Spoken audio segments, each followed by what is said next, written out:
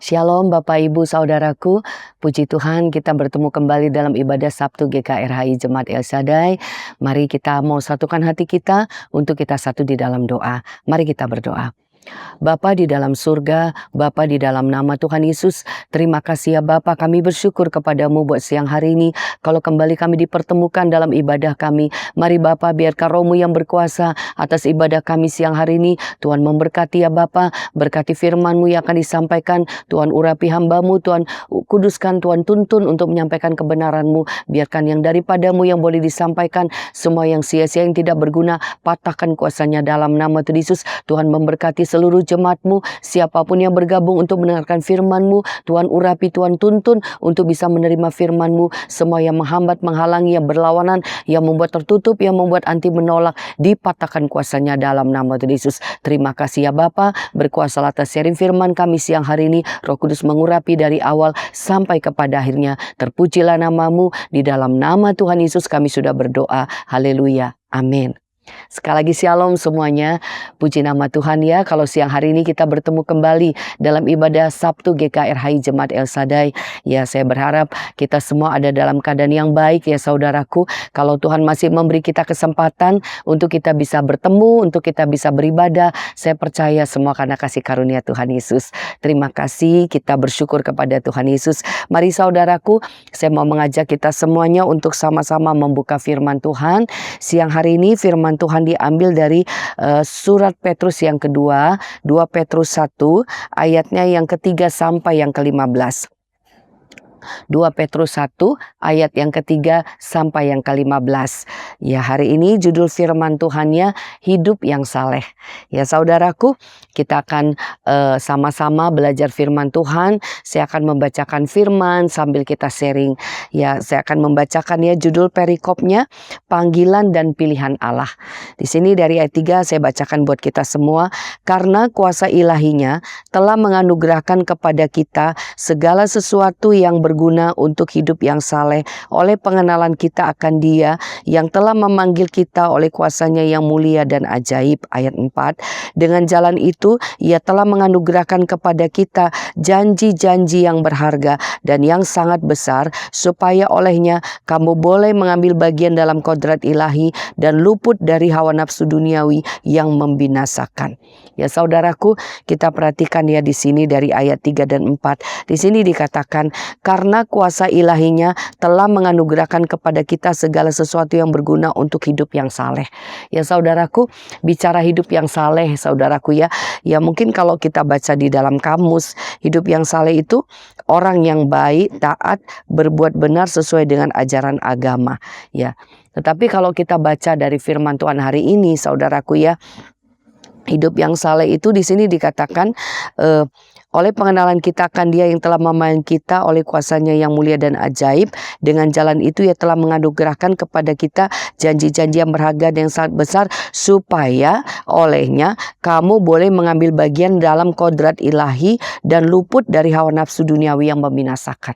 Jadi hidup yang saleh itu saudaraku, itu hidup sesuai dengan kodrat ilahi. Jadi apa yang Tuhan sudah tetapkan, apa yang Tuhan sudah rencanakan. Jadi saudaraku, saya percaya ya memang awal mula penciptaan itu Tuhan menciptakan kita manusia ini sesuai dengan rencana Tuhan. Tetapi dengan jatuhnya Adam ke dalam dosa itu mengubah kodratnya. Ya, apa yang diciptakan baik itu jadi rusak karena dosa saudaraku.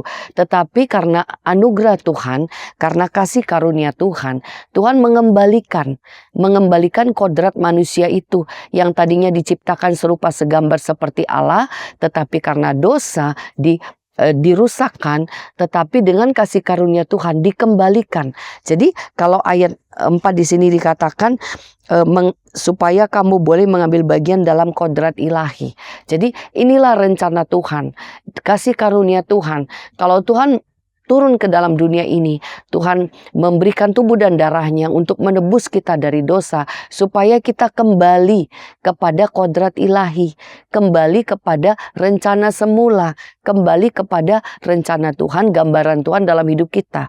Saya percaya setiap kita diciptakan ada kodrat ilahi, ada gambaran ilahi, ada yang ilahi, ada yang kudus, yang dari Tuhan, yang benar di dalam setiap kita. Sehingga kita yang karena dosa dirusakkan, dibuat jadi tidak kudus, mau menjadi yang gelap, saudaraku, dengan kasih karunia Tuhan, pengampunan Tuhan Yesus, penebusan, kita dikembalikan kepada kodrat ilahi. Dan di sini dikatakan luput dari hawa nafsu duniawi yang membinasakan, luput dari hawa nafsu duniawi yang membinasakan dunia. Jadi dosa itu bicara hawa nafsu. Itu selama kita masih ada daging, hawa nafsu itu masih ada, saudaraku. Berarti intimidasi dosa itu masih ada. Makanya di sini dikatakan dikembalikan kepada kodrat ilahi dan luput dari hawa nafsu duniawi yang membinasakan dunia. Iya. Hawa nafsu, kekuatan dosa itu membinasakan, menghancurkan, saudaraku, membuat gagal, membuat lemah, ya. Tetapi kasih karunia Tuhan mengembalikan kepada kodrat ilahi. Jadi kalau perikop ini judulnya panggilan dan pilihan Allah, itulah dia, saudaraku, ya. Tuhan memanggil dan Tuhan memilih untuk kita kembali kepada kodrat ilahi. Jadi saudaraku, ya, saya waktu merenungkan firman ini luar biasa gitu ya. Benar-benar memang bicara panggilan Tuhan itu bukan lagi tertuju kepada dunia ini, bukan lagi yang berbicara tentang dunia ini. Karena kalau dari ayat 4 ini jelas sekali dikatakan, di sini dibilang luput dari hawa nafsu duniawi yang membinasakan dunia. Ya, mungkin bicaranya sepertinya sama. Kalau bicara panggilan Tuhan, oh diberkati, ya, dibuat kuat, berhasil, ya, seolah-olah kan ya itu dunia ya, oh berhasil, oh hebat, ya mungkin secara materi terpenuhi, itu jasmaninya yang kalau bicara keberhasilan, kekuatan duniawinya. Tetapi Tuhan berbicara secara rohaninya. Dunia itu hanya melengkapi saja. Tetapi yang utama itu kodrat ilahi di dalam secara rohaninya dikembalikan ke posisi semula, saudaraku. Serupa segambar seperti Allah. Dan di sini luput dari hawa nafsu duniawi berarti justru mengalahkan, tidak lagi dikuasai yang duniawi, tidak lagi dikuasai hawa nafsu, tetapi sudah kembali kepada Tuhan. Jadi saudaraku, ini yang perlu kita mengerti gitu ya. Kalau Tuhan memanggil, Tuhan memilih untuk kembali kepada kodrat ilahi, kembali kepada rencana semula. Ini harus kita mengerti gitu ya. Jadi bicara panggilan Tuhan, bicara hidup yang saleh, bicara kembali kepada kodrat ilahi, kembali kepada gambaran Tuhan, kembali kepada rencana Tuhan, kembali segambar serupa seperti Allah. Ya, supaya kita juga bisa mengerti gitu ya, bahwa ternyata Tuhan memanggil, Tuhan memilih untuk disempurnakan secara rohani. Dan saya percaya gitu ya, kalau secara rohaninya disempurnakan semakin baik, itu juga membawa perubahan kepada jasmaninya, membawa yang lebih baik juga. Ya saudaraku, bicara yang baik secara jasmani bukan berarti oh langsung sehat, langsung berjaya, langsung kuat. Bukan itu saudaraku. Tetapi justru lebih dari itu. Ya mungkin secara dunia dia mengalami masalah, mengalami tekanan, mengalami situasi yang gak baik, keadaan-keadaan yang tidak baik. Mungkin secara fisik juga mengalami kelemahan. Tetapi karena ada kodrat ilahi, karena ada kuasa Tuhan, karena di ayat 3 tadi kan diawali kuasa ilahinya telah menganugerahkan kepada kita segala sesuatu yang berguna untuk hidup yang saleh. Jadi hidup yang saleh, kembali kepada panggilan Tuhan itu tidak bisa lagi dengan kekuatan sendiri, harus dengan kuasa Tuhan. Jadi kalau bicara dunia itu jelas berbeda saudaraku ya. Tetapi justru lebih dari itu tadi saya katakan. Kenapa? Karena ketika dia mengalami kelemahan secara jasmani, dilemahkan. Contohnya mungkin mengalami sakit penyakit. Ya mungkin kalau fisik kita lemah, pastinya kondisi kita itu menjadi tidak berdaya, tidak bukan sesuatu yang menyenangkan, mungkin tidak punya harapan. Kenapa? Fisiknya lemah. Tetapi di dalam Tuhan, walaupun fisiknya lemah, tetapi ketika ada kuasa Tuhan, saudaraku, dia memiliki kehidupan yang berbeda. Bukan lagi mengikuti apa mengikuti dunia ini, tetapi mengikuti kodrat ilahi. Sehingga walaupun mungkin secara fisik lemah, tetapi karena ada kekuatan Tuhan, masih bisa ada semangat, masih bisa ada pengharapan, bahkan juga bisa menerima mukjizat, bisa menerima kesembuhan, bisa menerima pemulihan. Itu bedanya. Bedanya ketika orang disempurnakan di dalam Tuhan, keilahiannya muncul, kekuatan Tuhannya muncul, secara jasmani itu tidak bisa melemahkan. Justru ketika rohaninya semakin kuat, ketika dia diperkuat secara rohani, saudaraku, jasmani itu tidak lagi bisa menghambat, tidak lagi bisa menghalangi. Sehingga apa yang tadinya mungkin mau melemahkan, membuat tawar hati, membuat mundur, membuat putus asa. Tetapi ketika ada di dalam Tuhan, ketika dia percaya kepada Tuhan, ketika dia berpengharapan ke dalam Tuhan, ketika dia mengimani, itu tidak melemahkan. Justru dia aku mau tetap percaya.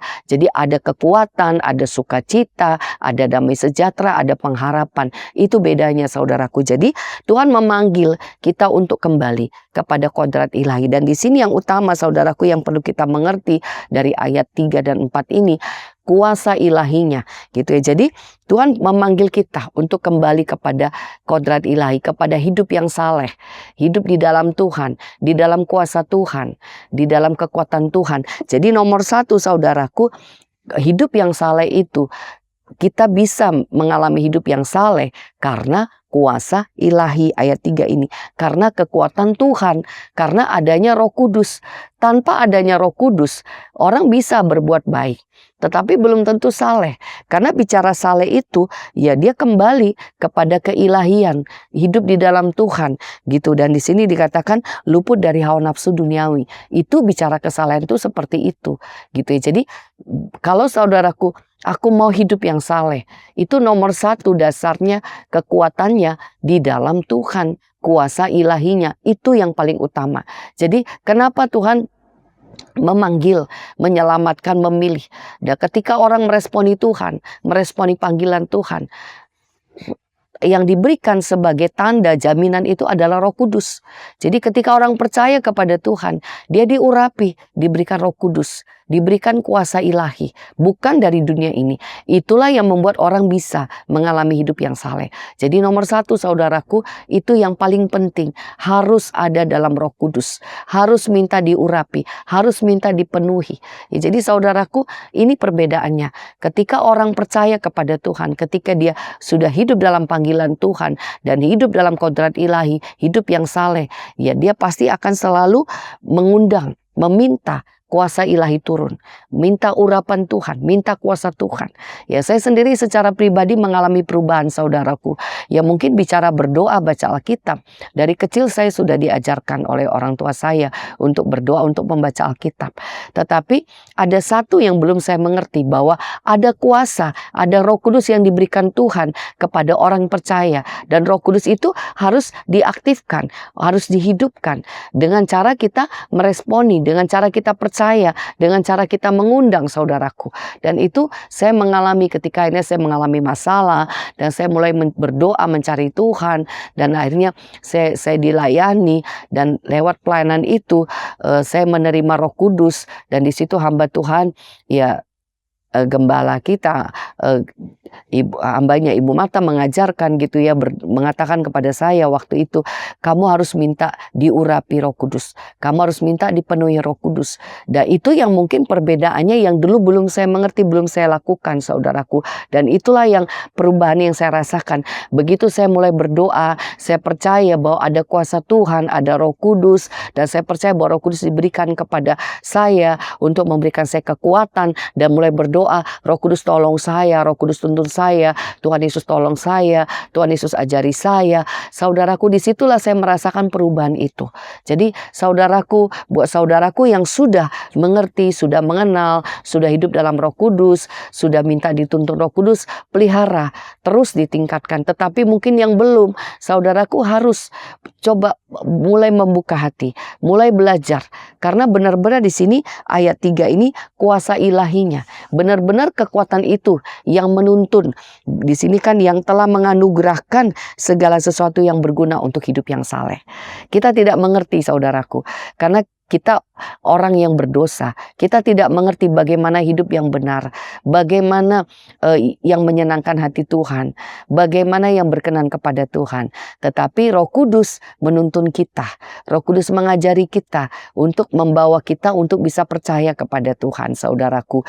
Ya, sehingga akhirnya buat setiap orang yang percaya kepada Tuhan, yang sudah mengenal Tuhan, dia akan berubah. Dia tidak lagi hidupnya tidak lagi sama karena dia sudah ada Roh Kudus, sudah ada tuntunan Tuhan. Ya, mungkin saya baca bagian firman Tuhan yang lain ya. Efesus 4 manusia baru, Efesus 4 ayat 17 gitu ya. Di sini saya bacakan ya. Sebab itu kukatakan dan kutegaskan ini kepadamu dalam Tuhan, jangan hidup lagi sama seperti orang yang tidak mengenal Allah, dengan pikirannya yang sia-sia dan pengertiannya yang gelap, jauh dari hidup persekutuan dengan Allah karena kebodohan yang ada dalam hati mereka dan kedegilan hati mereka. Perasaan mereka telah tumpul sehingga mereka menyerahkan diri kepada hawa nafsu dan mengerjakan dengan serakah segala macam kecemaran. Ya, jadi ketika mereka belum mengenal Tuhan, belum mengerti kebenaran dan tidak ada di dalam kuasa Tuhan, yang terjadi mereka mengerjakan. Jadi di sini perasaan mereka telah tumpul, mereka menyerahkan diri kepada hawa nafsu. Ya, kalau dikatakan menyerahkan diri kepada hawa nafsu, kalah kepada dosa. Ya, mungkin mau berjuang mengampuni, tapi karena intimidasi, tekanan banyak, akhirnya dibikin marah, akhirnya jadi tidak bisa mengampuni. Ya, mau berjuang buat sukacita, tetapi karena keadaan itu mengecewakan, ya membuat gak bisa sukacita. Kita dengan kekuatan kita memang gak bisa. Justru karena itu Tuhan memberikan rohnya. Sehingga ketika kita tidak bisa, kita jangan menyerah kepada hawa nafsu, jangan menyerah kepada keadaan, tetapi berdoalah, minta dituntun sama Roh Kudus, minta dikuatkan sama Roh Kudus, dimampukan sama Roh Kudus. Dan berdoanya, Roh Kudus tolong saya, Tuhan ampuni saya, Tuhan aku takut, aku khawatir, aku bingung, Tuhan tolong aku nggak mau takut, aku nggak mau bingung. Kita harus menyadari keadaan-keadaan itu, bukan juga menutupi, bukan juga mengabaikan, tetapi justru menyadari bahwa ada yang mengintimidasi, ada hawa nafsu, ada kelemahan. Dan kalau kita mengerti, menyadari, kita tidak mau lagi dan kita minta Roh Kudus tolong. Tuhan Yesus tolong saya, Roh Kudus tolong saya. Aku takut, tolong aku Tuhan. Ampuni aku Tuhan, aku nggak mau takut. Tuhan tolong aku marah, aku kesel. Tuhan tolong aku. Nah itu saudaraku, kalau kita menyadari keadaan itu dan kita tidak mau tinggal di dalam hawa nafsu itu, dalam dosa itu, kita minta kekuatan Tuhan, disitulah Tuhan bekerja. Jadi ini yang pertama saudaraku ya, bagaimana kita bisa hidup saleh karena ada urapan Tuhan, ada kuasa Tuhan. Dan yang kedua saudaraku, kita baca dari ayat 5 ya. Di sini dikatakan ya, justru karena itu kamu harus dengan sungguh-sungguh berusaha untuk menambahkan kepada imanmu kebajikan, dan kepada kebajikan pengetahuan, dan kepada pengetahuan penguasaan diri, kepada penguasaan diri ketekunan, dan kepada ketekunan kesalehan, dan kepada kesalehan kasih akan saudara-saudara, dan kepada kasih akan saudara-saudara kasih akan semua orang. Sebab apabila semuanya itu ada padamu dengan berlimpah-limpah, kamu akan dibuatnya menjadi giat dan berhasil dalam pengenalanmu akan Yesus Kristus Tuhan kita. Jadi di sini saudaraku, yang kedua itu berbicara mengenal Tuhan. Bagaimana bisa mengenal Tuhan? Jadi tidak cukup. Artinya begini, kuasa itu dari Tuhan. Tetapi dari kita perlu mengerti, kita perlu mengenal. Nah kalau kita mengenal, disitulah akhirnya kita bisa kerjasama. Ya kita kalau belum kenal orang, ya kita nggak kenal sama dia, kita tidak tahu siapa dia, ya belum tentu kita mau jalan bersama. Tetapi kalau kita mengerti, mengenal Tuhan, ya akhirnya kita bisa menyambut Tuhan dalam hidup kita. Nah saudaraku, Tuhan memberikan urapan, memberikan kuasa, memberikan rohnya. Tuhan mau menuntun kita. Tetapi kalau kita tidak mengerti, tidak mengenal, kita bisa menolak, bisa anti. Akhirnya walaupun Tuhan memberikan kuasa, memberikan rohnya, kita belum tentu mau meresponi, belum tentu mau menyambut. Nah di sini yang kedua, perlu mengenal Tuhan dengan benar. Jadi yang kedua itu pengenalan akan Tuhan, pengenalan akan kebenaran, pengenalan akan firman. Dan ternyata untuk bisa mendapatkan pengenalan yang benar, tidak cukup sekedar, oh aku percaya. Tetapi ada ada hal-hal yang harus dikerjakan. Dan ini dikatakan harus dikerjakan dengan sungguh-sungguh. Ya kalau dari firman ini saya mencatat ya. Ada 7 hal yang harus kita kerjakan dengan sungguh-sungguh bagaimana kita bisa mengenal Tuhan. Karena tadi kan yang pertama Tuhan memberikan kuasanya, yang kedua untuk hidup yang saleh kita perlu mengenal Tuhan. Dan bagaimana kita bisa mengenal Tuhan? Di sini ada 7 hal saudaraku yang harus sungguh-sungguh kita kerjakan dalam hidup kita. Di sini dia yang pertama di ayat 5, kamu harus dengan sungguh-sungguh berusaha untuk menambahkan kepada imanmu kebajikan. Jadi yang pertama itu iman. Dasarnya itu iman. Ya di Ibrani 11 dasar untuk menerima segala sesuatu itu iman. Iman itu Tuhan yang memberikan lebih dulu. Tetapi iman kita itu dari kita yang membuat dia, kalau kita mau iman kita semakin kuat, ya kita perlu juga terus membangun. Jadi iman itu adalah percaya kita kepada Tuhan. Dasarnya, dasar untuk menerima segala sesuatu. Percayanya kita kepada Tuhan. Tuhan yang memberikan dasar itu. Tetapi kita harus melatih iman kita untuk percaya. Ya Tuhan mengizinkan segala sesuatu terjadi untuk membangun iman kita. Untuk melatih iman kita. Jadi nomor 1 itu iman saudaraku. Iman kita itu harus dibangun. Iman kita itu harus kuatkan ya dengan kita membangun hubungan dengan Tuhan, membuka hati, percaya kepada Tuhan. Saudaraku, kita tidak pernah tahu seperti apa, tetapi saya pribadi merasakan bagaimana sampai akhirnya bisa semakin kuat, semakin percaya, bahkan bisa mengerti firman. Itu dimulai dengan aku mau tekun, aku mau percaya, membangun hubungan dengan Tuhan, memberikan waktu untuk bersekutu dengan Tuhan. Itu nomor 1 saudaraku, iman. Nah, tidak cukup hanya beriman. Ya, iman itu kan bagaimana kita membangun hubungan kita dengan Tuhan, kerinduan kita kepada Tuhan, iman. Dan di sini yang kedua saudaraku ya, sesudah iman di sini dikatakan di ayat 5, sungguh-sungguh berusaha menambahkan kepada imanmu kebajikan. Jadi kalau kita percaya itu kan tidak kelihatan saudaraku. Bukti dari percaya itu ada perbuatannya. Tandanya percaya, dia berbuat. Nah kalau kebajikan itu perbuatan baik. Jadi ternyata ketika kita percaya kepada Tuhan, ya di sini yang kita bangun pertama percayanya. Sesudah itu kebajikannya, berarti perbuatan baiknya. Orang percaya, orang yang mau mengenal Tuhan berjuang untuk berbuat baik, berjuang untuk melakukan kebajikan. Dari situ kita akan mengenal ketika kita percaya dan ketika kita mau berbuat dan kita percaya dan dari situ kita mau berbuat, dari situ kita akan mengenal Tuhan itu.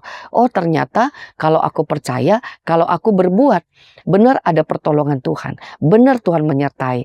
Ya saudaraku, kita tidak akan pernah mengerti kalau kita tidak praktek, kalau kita tidak mengerjakan itu. Saya pribadi dalam banyak hal memang dibuktikan dengan kita coba mengerjakan, coba melakukan, coba tes. Kalau mengampuni seperti apa? Benar nggak sih Tuhan bisa kasih kekuatan? Benar nggak sih itu membuat kita lebih baik? Ya ternyata begitu saya berjuang, ya Tuhan aku mau mengampuni. Tuhan kasih aku kekuatan. Oh ternyata benar ya, di saat aku mau mengampuni, di saat aku menyerah, merendahkan hati, mau mengampuni orang, beneran Tuhan kasih kekuatan. Jadi pelajaran itu akhirnya kita jadi mengenal Tuhan saudaraku. Jadi ini makanya dikatakan berusaha sungguh-sungguh menambahkan. Yang pertama iman. Terus iman itu harus diperkuat. Yang kedua kebajikan, perbuatan baik. Berarti kita harus berjuang untuk berbuat, melakukan yang baik. Nanti dari situ saudaraku kita akan melihat benar nggak sih waktu aku mengerjakan ini. Dari situ saudaraku kita akan mengerti cara Tuhan menolong, pekerjaan Tuhan. Dari situ kita akan semakin mengenal Tuhan. Dan kemudian yang ketiga iman, kebajikan, pengetahuan. Ya, kita harus belajar. Ya, kita harus membaca firman, kita harus mengenal. Jadi mengenal itu dengan cara tadi percaya, berbuat, dan membaca firman. Dari mana kita tahu? Dari firman. Dari firman ini kita bisa mengenal perintah-perintah Tuhan, aturan-aturan Tuhan. Kita juga bisa mengenal kesaksian, bagaimana orang-orang, hamba-hamba Tuhan yang dipakai Tuhan, ya bagaimana janji-janji Tuhan. Itu saudaraku pengetahuan kita. Kalau kita membaca, Ya mungkin pada saat membaca kadang-kadang kita tidak mengerti. Tetapi yang saya alami, saya rasakan firman-firman yang dibaca itu tidak pernah kembali dengan sia-sia. Kalau kita merenungkan dan kita menyimpannya, itu ada saatnya firman itu keluar, ada saatnya firman itu bekerja. Jadi yang ketiga saudaraku, orang percaya untuk bisa hidup saleh dia harus punya pengetahuan, harus baca firman. Jadi usahakan saudaraku belajar firman Tuhan. Dan selanjutnya kemudian sesudah pengetahuan di sini penguasaan diri. Ya ternyata memang anak Tuhan itu tidak bisa lagi membebaskan dirinya. Ya kalau tadi kan di Efesus jelas banget ya dikatakan dia kekuatan Tuhan itu yang turun, kuasa Tuhan itu yang turun, dan saya percaya dengan kita menguasai diri itu akan menuntun kita juga kepada hidup yang saleh. Ini yang keempat. Poin yang kelima bicara ketekunan. Ya, ketekunan itu saudaraku tahu ya, tekun itu kan berarti terus menerus. Ya, ternyata mengerjakannya memang harus tekun. Ya, kenapa saya percaya ketekunan itu membawa kita semakin kuat. Jadi kadang-kadang tidak langsung selesai. Seringkali malah memang tidak langsung. Tetapi diizinkan, udah dihadapkan, malah sepertinya mau tidak baik. Malah sepertinya tidak terjadi apa-apa. Tapi kita harus tekun. Yang nomor 5 saudaraku yang harus dibangun untuk hidup yang saleh itu tekun. Ya bicara percaya, bicara ikut Tuhan harus ada ketekunan. Tanpa ketekunan tidak bisa, karena iblis, firman Tuhan katakan iblis itu seperti singa yang mengaum-ngaum. Ya saudaraku mungkin baca ya bagaimana pencobaan Tuhan Yesus di padang gurun. Iblis mundur tetapi mencari waktu kapan untuk bisa kembali lagi. Sama juga dalam hidup ini. Iblis mengintai kita, melihat kita, mencari peluang. Ya makanya kita perlu tekun. Kalau dikatakan tekun berarti ya ibaratnya nih sehari, ya sejam. Ya saudaraku waktu saya merenungkan firman ini juga saya pikir iya ya. Ya memang tidak gampang. Hari ini bisa. Ya kadang pagi bisa, sore belum tentu. Ya berjuang lagi. Hari ini bisa lewat. Besok ya berjuang lagi. Makanya bicara ketekunan ya kita kerjakan sehari. Kita nggak tahu berapa lama doa-doa kita akan dijawab. Berapa lama masalah ini selesai. Berapa lama Tuhan menggenapi. Tetapi yang pasti janji Tuhan kalau di Ibrani 6 katakan bahwa Tuhan itu setia. Bahkan dia menyatakan kesetiaannya dengan bersumpah kepada dirinya, menyatakan bahwa dia tidak berdusta, dia pasti menggenapi janji-janjinya.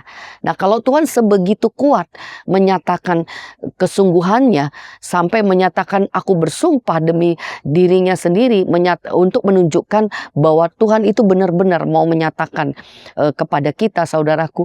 Nah jadi kalau sebegitu kuatnya Tuhan menyatakan bahwa dia sungguh-sungguh, bahwa dia tidak berdusta. Nah sekarang berarti kan kita perlu benar-benar tekun. Ya kalau dikatakan Abraham menantikan dengan sabar, menantikan dengan tekun, dan pada akhirnya dia menerima janji Tuhan. Nah jadi di sini yang kelima saudaraku butuh ketekunan. Jadi ini harus benar-benar saudaraku ya, kalau bicara tekun berarti ya hari ini belum, besok. Besok belum, besok lagi. Terus aja sampai digenapi, sampai selesai. Jadi saudaraku ini yang kelima, yang harus sungguh-sungguh dibangun, itu bicara ketekunan. Dan berikutnya yang keenam, kesalehan. Ya kalau bicara kesalehan itu ternyata maksudnya bicara kesalehan itu bicara berhubungan bahwa ini ditujukannya kepada Tuhan. Ya kalau bicara kesalehan itu kan bukan untuk manusia lagi, tetapi untuk Tuhan. Jadi kenapa kita berdoa, kenapa kita melakukan untuk Tuhan? Untuk Tuhan, bahwa kita sudah mengerti sekarang bahwa semuanya ini kita fokuskan kepada Tuhan, ditujukan kepada Tuhan, karena Tuhanlah yang akan memberikan kekuatan kepada kita. Jadi saudaraku, bicara kesalehan, kerjakan semuanya untuk Tuhan, lakukan yang membangun hubungan dengan Tuhan. Ya berarti kan bicara membangun jam-jam doa, membangun persekutuan. Ya itu bicara kesalehan itu berarti memfokuskan kepada Tuhan, ditujukan kepada Tuhan. Ya, anak Tuhan, orang percaya, fokusnya bukan lagi kepada dunia, tetapi kepada Tuhan, saudaraku. Jadi ini kita harus berubah. Jadi bicara anak Tuhan, orang percaya memang harus saleh. Ya kenapa? Ya karena sudah berbicara taat, mengikuti petunjuk Tuhan, mengikuti aturan Tuhan. Ya kalau tidak saleh, tidak ada kesalehan, tidak mungkin hidupnya jadi saleh. Tetapi dengan memfokuskan kepada Tuhan, menunjukkan kepada Tuhan, itu yang membuat dia hidupnya bisa saleh. Dan yang ketujuh, saudaraku, kasih kepada saudara. Kalau tadi di sini kan dikatakan, saya bacakan ya, dan kepada pengetahuan penguasaan diri, kepada penguasaan diri ketekunan, dan kepada ketekunan kesalehan, dan kepada kesalehan kasih akan saudara-saudara, dan kepada kasih akan saudara-saudara kasih akan semua orang. Ya, ini saudaraku yang perlu. Yang terakhir, yang ketujuh, kasih kepada saudara dan semua orang. Ya, berarti yang perlu dibangun itu kasih. Kasih itu hanya ada di dalam Tuhan. Tanpa Tuhan kita tidak bisa mengasihi. Jadi kembali lagi, ya, menyerahkan kepada Tuhan, berharap kasih Tuhan supaya ada di dalam diri kita. Dan di sini dikatakan 7 hal ini saudaraku yang perlu benar-benar kita perhatikan. Iman, kebajikan, pengetahuan, penguasaan diri, ketekunan, kesalehan, kasih. Ini yang harus terus, kalau di sini dikatakan di ayat 5, berusaha untuk menambahkan, berusaha dengan sungguh-sungguh. Kamu harus berusaha dengan sungguh-sungguh untuk menambahkan. Berarti kan ini harus jadi, kalau udah ada iman, bagus, tambahkan lagi. Tambahkan lagi kebajikan, tambahkan lagi pengetahuan, tambahkan lagi penguasaan diri, tambahkan lagi ketekunan, tambahkan lagi kesalehan, tambahkan kasih. Ini yang harus dikerjakan. Terus saja iman, kebajikan, ya, pengetahuan, penguasaan diri, ketekunan, kesalehan, kasih. Terus saudaraku. Dan di sini akhirnya di ayat yang ke-8 dikatakan, sebab apabila semuanya itu ada padamu dengan berlimpah-limpah, kamu akan dibuatnya menjadi giat dan berhasil dalam pengenalanmu akan Yesus Kristus Tuhan. Kalau ini semuanya ada dalam kita saudaraku, yang itu ada semangat, ada kekuatan. Bahkan akhirnya kita jadi mengenal Tuhan, jadi bisa mengerti Tuhan. Ya, jadi akhirnya hidup kita pasti akan berubah karena akhirnya kita mengenal Tuhan lewat iman kita, lewat keperbuatan kita, ya, lewat ketekunan, lewat penguasaan diri, lewat pengetahuan, lewat semuanya itu saudaraku. Akhirnya itu membuat firman Tuhan katakan, itu membuat kita semangat, itu membuat kita akhirnya bisa mengenal Tuhan. Kamu akan dibuatnya menjadi giat dan berhasil dalam pengenalanmu akan Yesus Kristus Tuhan kita. Menjadi giat dan berhasil. Jadi semangat mencari Tuhannya, semangat mengenal Tuhannya, semangat. Kenapa? Karena terbukti, karena kita terus mengerjakan itu. Saudaraku, itulah hari-hari kita kalau kita sudah mengenal Tuhan dan kita rindu mau mengenal Tuhan. Dan di sini firman Tuhan katakan kalau itu ada, itu yang membuat kita berhasil. Akhirnya kita akan bisa mengenal Tuhan. Dan inilah saudaraku yang membuat hidup kita bisa saleh. Yang pertama tadi ada Roh Kudus, dan dari kita mau mengenal Tuhan. Dan caranya 7 hal ini yang harus benar-benar kita perhatikan saudaraku ya. Tetapi sebaliknya ayat 9, tetapi barang siapa tidak memiliki semuanya itu, ia menjadi buta dan picik karena ia lupa bahwa dosa-dosanya yang dahulu telah dihapuskan. Jadi saudaraku, kalau kita tidak memiliki salah satu aja tidak ada, itu membuat kita akhirnya tidak menyadari, tidak mengerti bahwa hidup ini benar-benar karena kasih karunia Tuhan. Kalau bisa beriman karena Tuhan, bisa berbuat baik juga karena Tuhan, bisa ada pengetahuan itu juga karena anugerah Tuhan, gitu ya. Bisa ada penguasaan diri, ada ketekunan saudaraku, ada kesalehan. Jadi benar-benar ya, akhirnya kita bisa mengerti karena benar-benar tanpa kuasa Tuhan kita tidak bisa mengerjakan semuanya itu 7 hal ini. Memang kesungguhan itu, niat itu, kemauan itu dari kita, tetapi kekuatan itu datangnya dari Tuhan. Nah, coba kita tes, coba kita praktekkan, coba kita kerjakan. Dan di saat mengerjakan itulah akhirnya terbukti. Ketika aku mau beriman, ada kekuatan Tuhan yang bekerja. Ketika aku mau melakukan yang baik, ada kekuatan Tuhan. Ketika aku mau mengenal Tuhan, ada kekuatan Tuhan. Ketika mau menguasai diri, ada kekuatan Tuhan. Ketika mau, saudaraku ya, mau tekun, ada kekuatan Tuhan. Ketika mau saleh, ada kekuatan kekuatan Tuhan, dan ketika mau mengasihi ada kekuatan Tuhan. Akhirnya kita sadar, oh ternyata semua karena Tuhan ya. Kalau Tuhan gak tolong aku gak bisa. Akhirnya kita tidak lagi jadi orang yang picik. Akhirnya kita menghargai pertobatan, kita menghargai perjuangan orang. Akhirnya kita bisa mengerti kenapa kita sendiri berjuang. Kalau kita sendiri berjuang, akhirnya kita juga bisa menghargai perjuangan orang lain. Tetapi kalau kita tidak memperjuangkan itu semua, saudaraku, kita akhirnya tidak bisa menghargai orang lain. Tandanya kita bisa menghargai orang lain, kita sudah berjuang. Kita tahu betapa susahnya, betapa sulitnya, betapa effortnya itu luar biasa.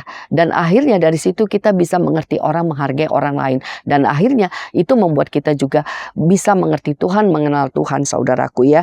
Dan di sini di ayat yang ke-10, karena itu saudara-saudaraku, berusahalah sungguh-sungguh supaya panggilan dan pilihanmu makin teguh. Sebab jikalau kamu melakukannya, kamu tidak akan pernah tersandung. Dengan demikian kamu akan dikaruniakan hak penuh untuk memasuki kerajaan kekal, yaitu kerajaan Tuhan dan juru selamat kita, Yesus Kristus. Di sini dikatakan, karena itu saudara berusaha sungguh-sungguh supaya panggilan dan pilihanmu makin teguh.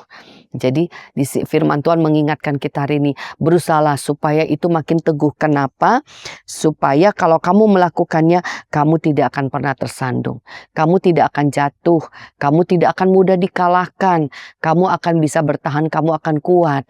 Kenapa? Kesungguhan kita, keteguhan hati kita membuat kita kuat, membuat kita bisa bertahan, membuat kita bisa menghadapi intimidasi, menghadapi tekanan, menghadapi dosa, dan kita bisa mengalahkan itu. Jadi akhirnya kita tidak mudah tersandung, saudaraku. Jadi ini penting sekali ya, bahwa ternyata untuk ikut Tuhan itu kesungguhan itu sangat penting, keteguhan itu sangat penting, saudaraku. Karena dengan kita sungguh-sungguh, dengan kita teguh, ya kan, kalau orang sungguh-sungguh, pokoknya aku mau, aku teguh, ya ada kekuatan, ada semangat. Itu membuat tidak mudah jatuh. Walaupun masih ada dosa, ada kelemahan, tetapi kesungguhan hati, keteguhan hati membuat akhirnya dosa itu bisa dikalahkan. Ya mungkin, waduh, aku udah berjuang tapi masih kadang-kadang masih marah. Nggak apa-apa, terus aja dibangun, terus aja dikerjakan. Karena kesungguhan dan keteguhan itulah yang membuat kita semakin kuat di dalam Tuhan. Dan akhirnya tidak mudah tersandung. Bahkan di sini dikatakan apa? Dengan demikian kamu akan dikaruniakan hak penuh untuk memasuki kerajaan kekal. Jadi yang membuat kita berhak menerima, ya ternyata karena kita sudah mengerjakan. Kalau kita sudah mengerjakan, kita punya hak untuk menerima. Ya, kalau kita sudah berjuang untuk bertobat, berjuang untuk sungguh-sungguh untuk tekun, ya kasih karunia Tuhan turun. Kamu punya hak penuh untuk memasuki kerajaan surga.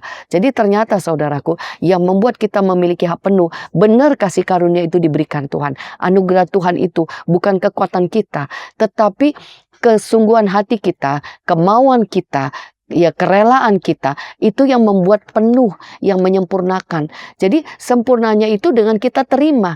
Ya Tuhan mau kasih, tapi kalau kita nggak terima, kita nggak mau, nggak sempurna, ya kenapa nggak bisa masuk, nggak bisa bekerja. Tetapi di saat Tuhan mau berikan kasih karunia dan kita mau, kita buka hati, kita sambut, kita terima, kita mau kerjakan, itulah yang menyempurnakan. Akhirnya kasih karunia Tuhan sempurna dalam hidup kita. Kenapa? Karena kita mau menerima itu, mau mengerjakan itu, sehingga akhirnya Tuhan bekerja sempurna dalam hidup kita, dan akhirnya dikatakan kamu dikaruniakan hak penuh.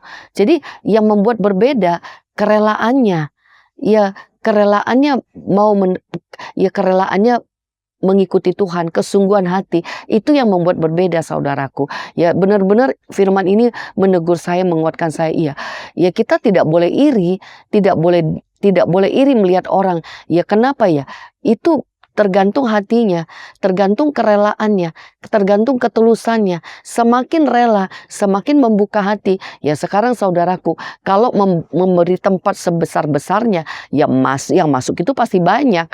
Tapi kalau dikasihnya cuma sedikit, udah sedikit diirit-irit lagi, dikredit-kredit, diketeng-keteng. Ya ini dulu deh, nanti kalau udah ini dulu. Ya nggak sempurna, tapi coba buka pintu sebesar-besarnya, buka hati seluas-luasnya. Itu yang menyempurnakan. Jadi kenapa berbeda? Ya karena kerelaannya, karena penerimaannya, kemauannya, kerinduannya kepada Tuhan. Itu yang membedakan. Kenapa dapat hak penuh? Kok oh enak banget ya bisa dapat hak penuh. Ya ternyata tergantung kerelaan kita. Semakin kita membuka hati, semakin penuh Tuhan bekerja. Akhirnya mendapatkan hak penuh untuk memasuki kerajaan Allah, yaitu kerajaan Tuhan dan Juru Selamat kita Yesus Kristus. Ya luar biasa ya saudaraku ya. Tuhan memberikan kasih karunia sama kepada setiap orang. Tetapi yang membuat berbeda bagaimana penerimaannya. Jadi hidup yang saleh itu bisa. Kembali kepada kodrat ilahi itu bisa. Tergantung bagaimana kita meresponi kerelaan kita. Semakin kita rela, semakin kita mau, semakin kita merendah, Tuhan bekerja dengan sempurna. Dan akhirnya kodrat ilahi itu kita kembali kepada rencana Tuhan, kembali kepada panggilan Tuhan. Saudaraku ini ya, yang menurut saya luar biasa. Dan yang terakhir saya bacakan dari ayat 12. Karena itu aku senantiasa bermaksud mengingatkan kamu akan semuanya itu, sekalipun kamu telah mengetahuinya dan telah teguh dalam kebenaran yang telah kamu terima. Aku menganggap sebagai kewajibanku untuk tetap mengingatkan kamu akan semuanya itu selama aku belum menanggalkan kemah tubuhku ini. Sebab aku tahu bahwa aku akan segera menanggalkan kemah tubuhku ini sebagaimana yang telah diberitahukan kepadaku oleh Yesus Kristus Tuhan kita. Tetapi aku akan berusaha supaya juga sesudah kepergianku itu kamu selalu mengingat semuanya itu. Saudaraku, yang terakhir saudaraku ya, sekalipun sudah baik, sudah saleh, sudah di sini dikatakan aku senantiasa bermaksud mengingatkan kamu akan semuanya itu sekalipun kamu telah mengetahuinya dan telah teguh dalam kebenaran yang telah kamu terima. Berarti yang untuk tetap terjaga, untuk tetap ada, ya perlu kerendahan hati. Jangan menjadi sombong. Tetap mau diingatkan, tetap mau terima nasihat. Karena di sini surat Petrus ini jelas-jelas ya. Dia merasa bahwa aku senantiasa bermaksud mengingatkan kamu. Bahkan kan dia bilang ya, sekalipun kamu telah teguh, aku menganggap sebagai kewajiban untuk tetap mengingatkan kamu selama aku belum meninggalkan kemah tubuhku ini. Bahkan dia bilang, sebab aku tahu bahwa aku akan segera meninggalkan kemah tubuhku ini. Dan yang terakhir, tetapi aku akan berusaha supaya sesudah kepergianku itu kamu selalu mengingat semuanya ini. Jadi bayangkan saudaraku, pentingnya untuk terus diingatkan, pentingnya untuk mau dinasehati, untuk mau terus dikasih tahu. Kenapa? Petrus mengingat, bahkan dia bilang sampai aku meninggalkan tubuh, bahkan sesudah kepergianku pun aku tetapi aku akan berusaha supaya juga sesudah kepergianku itu kamu selalu mengingat semuanya itu. Jadi pentingnya nasihat, pentingnya diingatkan supaya kita bisa tetap bertahan. Jadi kalau hari ini sudah baik, hari ini sudah saleh, hari ini sudah teguh, sudah tekun, puji Tuhan baik. Tetapi untuk tetap seperti itu harus tetap mau dinasehati, harus tetap mau terima, harus tetap. Jadi berarti posisi harus merendah terus, merendah terus, merendah terus. Udah baik tetap aja merendah. Anggap aja seperti waktu awal-awal belum baik. Mau dengar nasihat, mau dengar didikan. Karena kalau posisi kita mau terus diterima nasihat, itu akan membuat kita terjaga, membuat kita bisa terjaga, terlindungi. Jadi diperhatikan ya, karena namanya dinasehatin terus. Mungkin lihat itu ketekunanmu. Oh ya, oh bagaimana, oh iya baik, udah, oh ya aku harus tetap. Lihat itu kasihmu, ya lihat itu. Jadi kan berarti sama aja. Perhatikan pengetahuanmu, tambahkan lagi. Lihat imanmu, ya lihat penguasaan dirimu. Ya berarti kan kalau kita lihat semuanya, ya itu posisi baik. Sama aja kalau kita merawat mobil seperti itu kan saudara. Wah udah bensinnya bagaimana, wah, ganti olinya bagaimana. Kalau semuanya diperhatikan, pasti semuanya posisi terjaga baik. Tapi kalau hari ini baik, oh bensinnya udah penuh ini. Tapi kalau tidak diperhatikan, bisa-bisa kelewatan. Ternyata udah mau habis. Ternyata waktunya udah, olinya ternyata udah nggak baik, udah harus ganti. Ya bisa kalau tidak diperhatikan. Jadi ini dia yang terakhir saudaraku ya. Harus terus merendahkan hati untuk mau dinasehati. Supaya hidup kita tetap ada di dalam Tuhan, tetap saleh. Jadi hari ini saudaraku ya. Untuk hidup yang saleh ada 3 hal penting saudaraku ya. Yang pertama, bahwa kuasa itu dari Tuhan. Yang kedua, butuh pengenalan akan Tuhan. Dan pengenalan akan Tuhan ini akan lebih lagi ketika kita memelihara 7 hal tadi ya, yang saya catat, yaitu iman, kebajikan, pengetahuan, penguasaan diri, ketekunan, kesalehan, dan kasih. Ini yang harus terus dibangun, dikerjakan. Dan kalau ini semuanya sudah ada dalam hidup kita, itu membuat kita menyempurnakan hidup kita. Kita punya hak penuh. Kenapa? Karena kita memberi tempat buat Tuhan. Nah, kalaupun ini semuanya sudah baik, sudah berjalan baik, saudaraku, yang terakhir, yang ketiga, tetap harus merendahkan hati untuk mau diperingatkan, dinasehati, supaya bisa terus keadaannya itu diperhatikan. Jadi ketika kita sudah baik, jangan lengah, jangan santai, tetapi justru kita semakin merendah. Aku harus memperhatikan, aku harus mau terima nasihat, aku harus mau.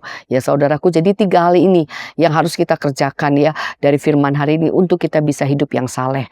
Dan supaya kalau tadi Tuhan memanggil kita kembali kepada kodrat ilahi, biarlah dengan kita mengerjakan ini saudaraku, kita kembali kepada rencana Tuhan, gambaran Tuhan, panggilan Tuhan. Dan supaya apapun yang Tuhan mau rencanakan dalam hidup kita bisa digenapi. Puji Tuhan, ini firman Tuhan yang bisa dibagikan hari ini. Biarkan firman ini bisa menguatkan setiap kita supaya kita mengambil keputusan untuk kita mengerjakan dengan sungguh-sungguh, karena kita mau kembali kepada kodrat ilahi. Kita mau hidup saleh seperti apa yang Tuhan tentukan dalam hidup kita, apa yang Tuhan kehendaki dalam hidup kita. Puji Tuhan, ini firman Tuhan Yesus. Tuhan memberkati kita semuanya. Mari kita satu di dalam doa. Mari kita berdoa. Terima kasih Tuhan, hamba bersyukur buat firman-Mu. Biarlah Tuhan Yesus Engkau yang menyempurnakan firman-Mu ya Bapa. Genapi firman-Mu Tuhan Yesus, materaikan firman-Mu. Biarkan semuanya yang rindu Bapa untuk hidup yang saleh, untuk kembali kepada kodrat ilahi. Biarkan firman ini menjadi rema, menjadi kekuatan ya Bapa, bahwa ada kuasa Tuhan yang diberikan kepada kami, tetapi kami juga harus punya kerinduan untuk mengenal Tuhan lebih lagi. Biarlah kami terus memperhatikan dalam hidup kami kepada iman, kepada perbuatan kami ya Bapa, kepada Tuhan Yesus pengetahuan kami, penguasaan diri, ketekunan, bahkan kepada kesalehan dan kasih. Biarkan kami terus memperhatikan ini Bapa, dan kami mau mengerjakannya dengan sungguh-sungguh, membuka hati sungguh-sungguh, sehingga benar-benar ketika kami merelakan hidup kami untuk mengerjakannya Bapa, kami percaya Bapa, kuasa Tuhan sempurna dalam hidup kami. Dan ketika kami juga sudah mengerjakan dengan baik, biarlah kami juga terus memiliki kerendahan hati untuk mau terus diingatkan, untuk terus mau dididik, mau diperingatkan, mau tekun ya Bapa. Terima kasih Tuhan Yesus. Biarlah firman ini boleh menjadi rema, menjadi kekuatan, materaikan lewat Roh Kudus-Mu ya Bapa. Berkati setiap anak-anak-Mu yang sudah mendengarkan firman-Mu siang hari ini Bapa. Terima kasih Tuhan Yesus. Hamba bersyukur buat siang hari ini. Biarlah Tuhan Yesus yang menyempurnakan ibadah kami ya Bapa. Anak-anak-Mu yang sudah beribadah Tuhan memberkati, yang sudah mendengarkan firman Tuhan juga Tuhan memberkati. Dan apapun yang menjadi beban, pergumulan, masalah, Tuhan buka jalan, Tuhan campur tangan, dan segala kekuatan iblis yang mau mengintimidasi, yang mau mencuri firman Tuhan, yang membuat bingung, yang membuat tertutup, membuat gelap, yang membuat tidak mengerti, dipatahkan, dihancurkan kuasanya dalam nama Tuhan Yesus. Terima kasih ya Bapa. Nyatakan kasih karunia-Mu, nyatakan mukjizat-Mu, nyatakan pertolongan-Mu. Terpujilah nama-Mu ya Bapa. Hamba mengucap syukur, berkati ibadah kami, dan kalau di akhir ibadah Bapa, anak-anak-Mu juga memberikan persembahan. Biarlah Tuhan juga memberkati, menguduskan setiap rupiah persembahan yang dipersembahkan, dikuduskan untuk dapat dipakai mempermuliakan nama-Mu. Terpujilah nama-Mu ya Bapa. Kami mengucap syukur, Tuhan Yesus yang menyempurnakan ibadah kami, pertemukan kami kembali dalam ibadah-ibadah kami selanjutnya. Terpuji nama-Mu ya Bapa. Kami menutup ibadah kami siang hari ini atas nama Bapa, Putra, dan Roh Kudus, di dalam nama Tuhan Yesus Kristus yang sudah mengajarkan kami berdoa. Bapa kami yang di surga, dikuduskanlah nama-Mu, datanglah kerajaan-Mu, jadilah kehendak-Mu di bumi seperti di surga. Berikanlah kami pada hari ini makanan kami yang secukupnya, dan ampunilah kami akan kesalahan kami, seperti kami juga mengampuni orang yang bersalah pada kami. Dan janganlah membawa kami dalam pencobaan, tapi lepaskanlah kami daripada yang jahat, karena Engkaulah yang punya kerajaan dan kuasa dan kemuliaan sampai selama-lamanya. Amin. Mari kita angkat tangan kita di hadapan Tuhan atas nama Bapa, Putra, dan Roh Kudus. Di dalam nama Tuhan Yesus Kristus, terimalah berkat-berkat dari Bapa Surgawi, cinta kasih sayang dari Tuhan Yesus Kristus, dan pertolongan dari Allah Roh Kudus yang akan terus menuntun, menolong, menghibur, menyelamatkan mulai hari ini sampai selama-lamanya. Yang percaya terimalah dan katakan amin. Puji Tuhan, Tuhan Yesus memberkati kita semua. Sampai bertemu dalam ibadah selanjutnya. Shalom.